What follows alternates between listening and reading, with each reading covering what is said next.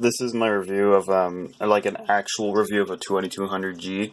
So all the big guys on YouTube, right? They do like a test run and everything, and they just kind of like show you it. But I'm going to show you the actual like experience. So what I have here is my system runs a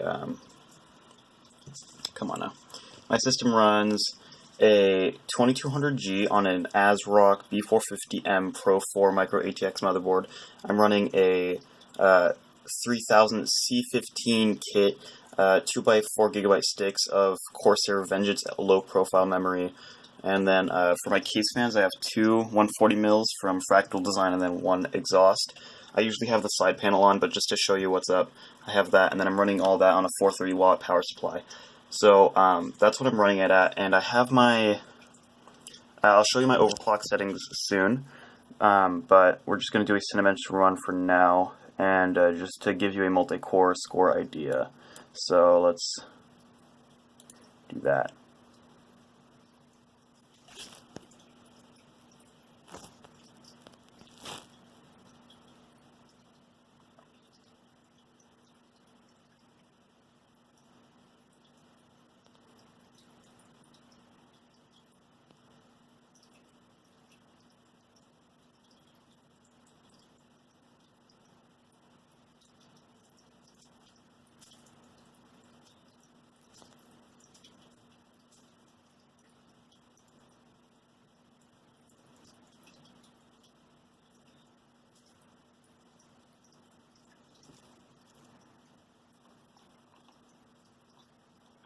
Alright, now just checking our temps right here. Again, those settings that it says in here for the voltages, ignore that. You'll see it in BIOS soon enough. But that is the temp I'm reaching with this H7. And this fan's running really low. It's running like 35%, right? Maybe 50. I'm getting good, pretty, you know, like, it's actually kind of hot considering this is a 4-core chip, but whatever. 50 degrees, which is fine. It's great. I like keeping my CPU there, but now the run's done, and 599, which is almost 600. If I had like Steam and Discord turned off and whatever, I'd probably get a score of 600. So that's like what, like 150 per core or something. So that's would give us about our single core results. Now we're gonna close this. Yeah, whatever, and then we're gonna reboot. So Windows 10, it reboots pretty fast. I like that. And then delete key for this ASRock BIOS, or F2. I like using delete more because you can spam it easier.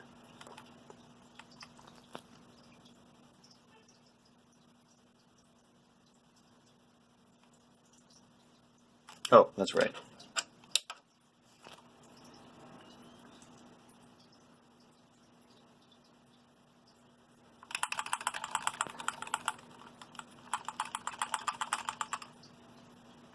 Alright, now we're in BIOS, so we'll check out my settings here. So you can see in the DIMMs, I have in the right DIMMs A2 and B2, which is for your higher speed memories, or higher speed dual channel mode, which you really want to run with one of these things. Dual channel is the way to go. I'm running 4 gigs in each channel. 8 gigs is fine for my uses. Don't do huge multitasking things. Let's go to my OC tweaker. So I have been using the ASRock settings, which are not super great, but they work for simple overclocks. I'm not going really hard on this, so I'm just gonna chill out with my overclocking settings. But here I have, I didn't go for 4 gigahertz because I had to crank up my voltages really high, but I have 3900 at 1.35 volts, and this is way better than what you were getting stock on this, because I opened up Ryzen Master, and this was hitting its like 3.5, 3.7 at 1.475 volts, read from hardware monitor and read on Ryzen Master. That's ridiculous, like, no. So my temps were getting up to like 70 degrees, and also you're pushing that much voltage through your chip. I don't like that, I really didn't. So I overclocked it and pretty much undervolted it from stock. And taking a look at my graphics really quickly, I have my graphics clock set to 1500, which is pretty conservative. I haven't really tried hard. I just, after this point, really the graphics voltage clock doesn't really do much because you're so memory bound. but I set my SoC and GFX core voltage practically the same thing, but I set them both at 1.2, just to have them kind of stay there and have a solid value for them. They don't actually hit that in hardware info. They might on the board, because hardware info isn't always super accurate, but at least I set it to 1.2 so that I could blame ASRock for fucking with my motherboard if it dies. And then DRAM voltage 1.4, and I'll show you why. Usually it sets to 1.35 with the XMP profile, which I have loaded, but the profile goes to 3000, and what it had before was 15, but it went, so this little box had 15, but it was actually reading 16, and then this was 17, 17, 17, 35. I just dropped these a little bit to 14, 15, 15, 15, 33, and these are completely stable on a 12-hour run of Prime 95 blend tests, so CPU and RAM testing pretty much, they're both completely stable. I haven't touched secondary timings, because honestly, I'm not that good of an overclocker, so I'd probably fuck these up, but once I learn a little bit more, I can take these off auto at the very least and maybe drop them a little bit. I don't know about that, but we can see. I can probably mess with the secondary timings a little bit. But that's my 2200G, that's how I'm running it. For fans, I'm have my own custom thing, and this is the same for all fans, so at 40 degrees, 35%, 50, 70, and then you go up 10% every 10 degrees until you reach 70, which is 100. I don't want my chip hitting 70 degrees, which sounds ridiculous, because, you know, you can run these things at 80 or 90, but I want to keep it at 50. I like having a cool CPU, and I like having that headroom if I ever really want to go like 4 gigahertz or higher on the graphics core.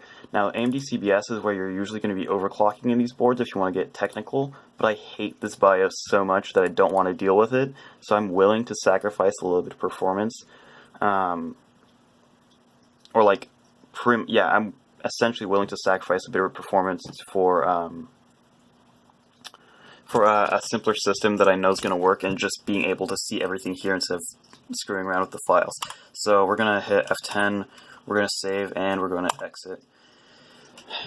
And then after this, what I'm thinking is I'm running AMD Fuse Drive.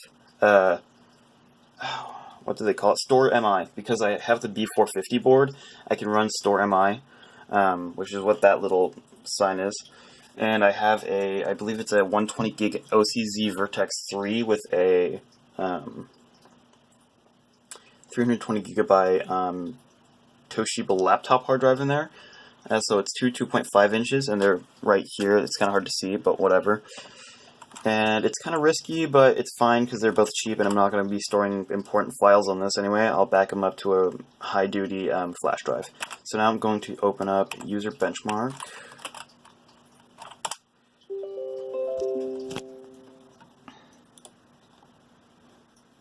And I'm going to shut this down. So I should note that some modifications I have made to this computer is that I've completely shut down real-time virus, all virus protection, right? I know how to avoid having my computer get completely screwed over from viruses, so I've shut that down. So that will affect performance in day-to-day operation. It can take up 50% CPU utilization on this little 4-core, just running a real thing. And that screws with results. So anyway, this is going to be a user benchmark run for graphics, all this. Let's get this started.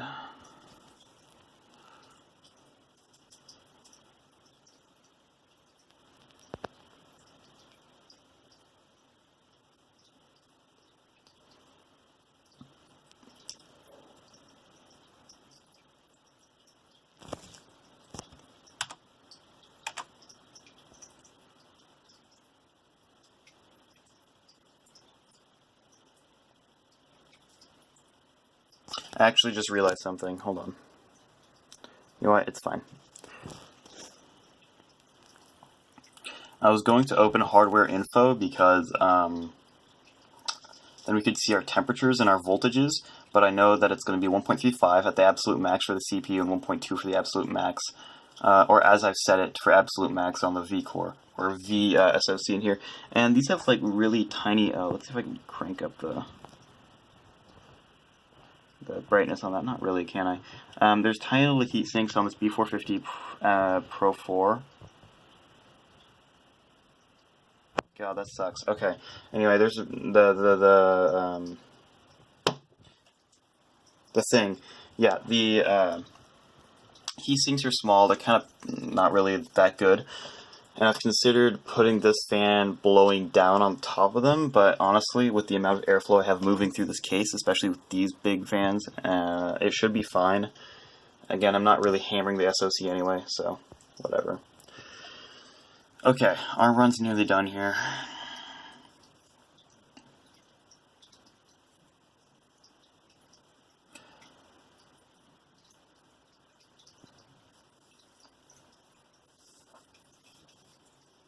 Cool. Okay. That's our benchmark run done, and we'll look at our results. So check that, operated by a technical master, right, that's not me, but whatever. So our 2200G is scoring 86.8, which for a 4-core is great. Like, yeah, and base clock is all we need to look at there. So this is the scores that I got on my float, quad, and multi-scores. 86.8, which is the bench, which is what I pay attention to. I don't really pay attention to these numbers, but yeah, that's whatever. So this is like better than a 2500K, and it's much newer than a 2500K, assuming you don't have like, well, I mean, they really peaked at 4.5 gigahertz, right? But this is about as fast or faster than my old 2500K, which I had running pretty high. Now this is where it gets really interesting on the iGPU side. So in my BIOS, I can't configure the gigabyte amount, which doesn't matter, that's fine. But what I can do is with the RAM and graphics frequency, kind of mess with this. So as you can see, it's running 99th percentile really fast. And that 21.9% figure is as fast as an RX 550. So think about that for a moment. This processor, which is $100, and essentially you're getting a free iGPU with it, once overclocked with decent RAM timings, which, yeah, I'd say that's pretty decent, 105%. With decent RAM timings and a decent frequency, you can get the performance of an RX 550. So if we just go into another user benchmark tab here, and we check it out, let's go GPU, let's go RX 550. And we'll use the top sample, one that like seems relevant. 21.2%, 21.9. So what I'm trying to say here is that this, with the Vega architecture, has less CUs and it's super memory limited. Like, our latencies here are, this is up here, this is to CPU cache. This is when it starts to get into memory. This is way slower than GDDR5, which is going to be running on the RX 550. But as you can see, like, for the average run, again, mine's kind of balls to the walls overclocked, but compared to the average run of a RX 550, that's a huge thing. I'm getting graphics card level performances on an integrated GPU. This is starting to be cool. So I'm pumped. Let's go really quickly over my RAM just for a second to get you an idea. So it's really good for this kit, probably because most people don't even know what the hell an XMP profile is, and I didn't even know or really like tune down the timings that much on this. I barely even touched them actually. Latency is kind of meh because again it's running at 3000 megahertz, which is iffy. And our latencies here aren't super great, but they're better than they were at just the stock settings for XMP, which, you know, I'll take it. And it boosted this up from 21.3 to 21.9, which, again, that's 0.6%, whatever, but as long as it can help me get some, like, 0.01% lows or something, or 0.1% lows, like better ones of those, I'll take it. So, yeah, so that's performing the same as an RX 550. And then, let's say we look up the Vega 8 iGPU. Let's look up that. You can see that the average is like 12.9, right? With just a little bit of tweaking, like this took me maybe, like, okay, the testing for this took like 12 hours, right? Because I was using Prime 95. But for this, that didn't take that as long. because just enabling the XMP profile on that 3000 megahertz kit, which still the timings were kind of shit, but whatever. Just enabling those timings and getting a boost of like 400 megahertz to the clock of the graphics core, that really helped. Ignore this because it doesn't really recognize the tier drive, so it doesn't really test it that well. But I do have like 600 gigs total.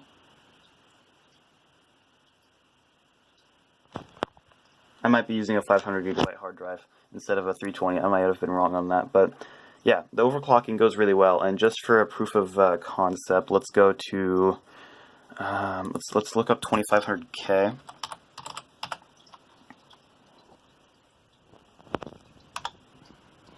Okay, so here's like a 2500K, right?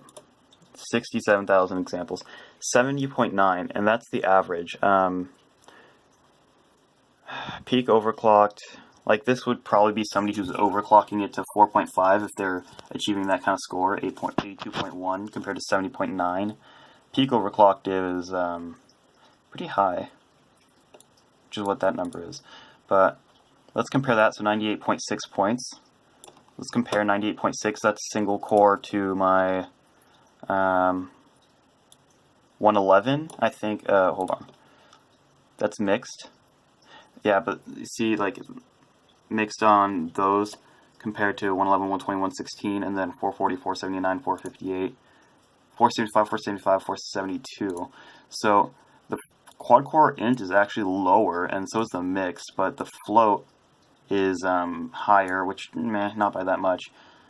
And let's see, is that quad core or multi-core? Yeah, that's quad core. And then the single core, though, that's much higher on this compared to the oh, that's the average. I haven't even been comparing the maxes. Never mind, the 2500K actually has higher maxes, even though it is an older architecture. I'll tell you what, though, from my experience, it still slams it. This is max also. If I had this up to, like, I could probably get this chip to 4.1 if I was really pushing it with this cooler, and in that case, it would take this over. But, yeah, anyway, that's my experience with the 2200G. Game performance, let's just load up, like, a game. I've been running, the games that I like to play, like Destiny 2 as an example, I've been running, and it's been pretty fun, I would say, and it's been at 720p, like medium settings. I've been running it fine. Let's go with like Fallout. Yeah, let's go with like Fallout 4. Okay, so this is Fallout 4 as an example. Kind of old, I know, but it's still good. So I have some anti-aliasing because it looks really bad if you don't have it, and then 720, and then I have it like on a mix of medium and low, just because I know that like shadow quality really takes it out of these lower end GPUs. So shadow quality is on low, but textures on medium because I can afford the RAM. So let's click OK, and let's play this.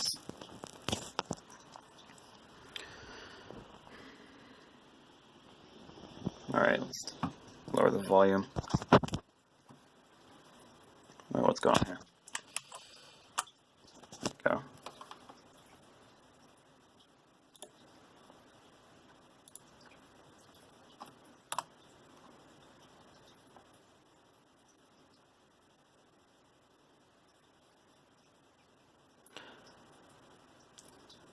Downside of this store MI is that the load times are pretty bad if you don't have it on the SSD.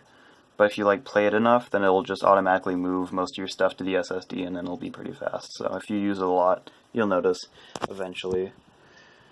Now, a thing to say with Fallout 4, kind of like Skyrim, it has that 60 FPS cap. Let's go up here. This is the Steam integrated, which isn't the best, but it works fine. And here we are in, let's see, where are we? Oh, I remember, I just killed a bunch of guys and like rescuing Nick Valentine. But this is like just looking around. It looks really choppy because the recording isn't that good, but if we just look up here,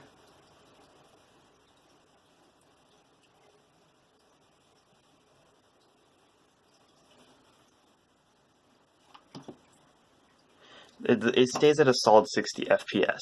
That's the important part. And we're still inside, yeah, you could say that. If I go outside, it's fine. It goes down to like maybe 58 sometimes, and in heavy combat, it stays at a solid 60.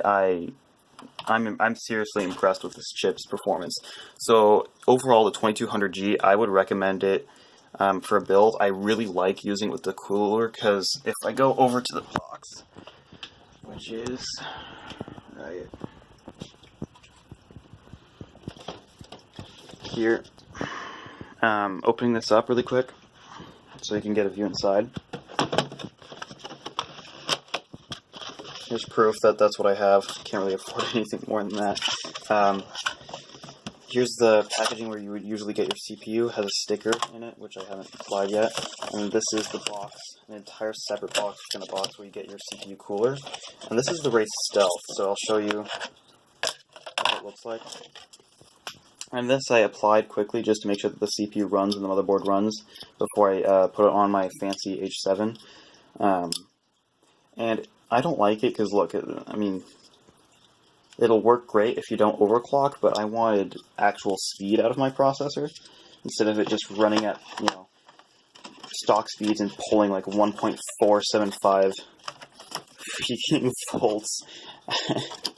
It's kind of ridiculous of AMD to do, but whatever. I mean, you know, you're sure as hell gonna hit 3.7 gigahertz if you don't thermal throttle first. And but yeah, that just to show that I do have the cooler, and that's what it looks like. Note the thermal paste that comes with it spreads out really goopily. I would recommend using your own, but you know, up to you. Yeah, this can go back later. So yeah, that's my system. I'm enamored with it. Oh, by the way, I'm using HDMI as my display out to this, just so you know. And yeah, I'm enamored with the system. I really like it, and I'm seriously impressed with the performance I'm getting out of an integrated GPU. Before this, I was using a... I sold my 2500K system, which also had a RX 480, and at the time the mining craze was going, so I got like $400 for it, right?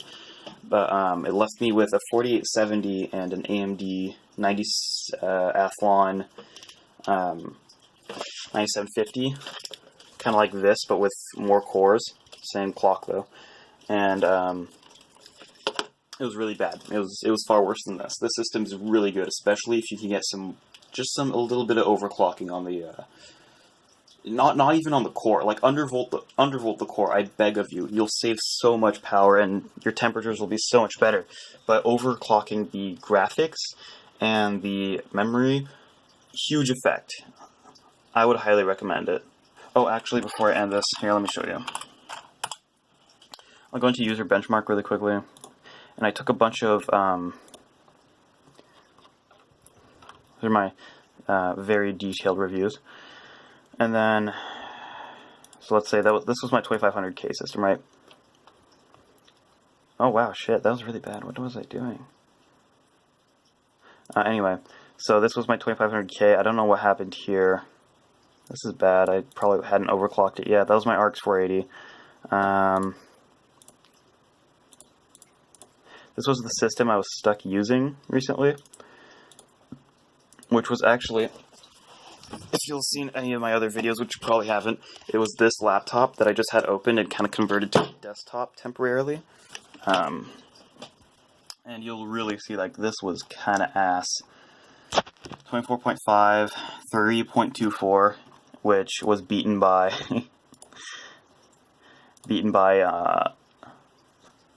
just barely beaten by Intel HD graphics on a G3220, which is a 4th gen part, I believe, 2-core at 3 gigahertz, which is kind of trash. But let's take a look. Like, this was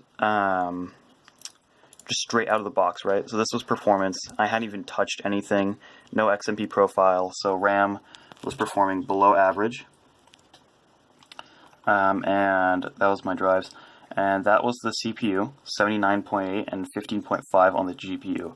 So really not that good. And then just, that was a fresh Windows install, just doing XMP on the RAM. Check this out. went from 80 pretty much to 82%, and from 15.5 to 16.2, which isn't huge, I'll admit, but it did significantly help my results in gaming for like 0.1% lows. And the higher your graphics core, or the higher your graphics frequency is, the more that memory is going to scale. Let me tell you, it really helps. And then yeah, so XMP profile, and then if we go to CPU, I finally got that overclock, graphics overclock. This was an unstable 3200 megahertz C15 overclock that I had on the RAM. Let me tell you, the performance was freaking amazing, like 100%, like 109%, and my graphics got it up to like, yeah, that's right. See, that's what I'm talking about, the scaling, 3200 megahertz, and that was still at the C15, 17, 17, 17, 35, or whatever it was. 22.7, that was up from 20, let's go check here. Let's open this in a graphics OC, which was what I did right before. It went from 21.9, same as I have it now, up to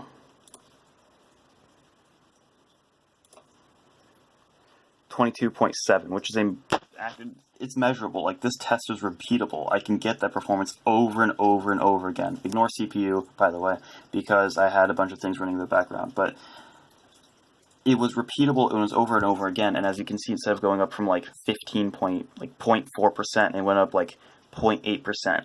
So that's why I'm saying that, like, with higher graphics core voltage, you're going to get scaling, like pretty good scaling on the memory. So that's just a pretty basic overview of the 2200G. I'll probably get deeper into this thing later on, and maybe my specific chip even, like how it responds to voltage. But on the B450M Pro 4 motherboard, it's been performing above expectations. It's an amazing chip. I really like it. So that's all.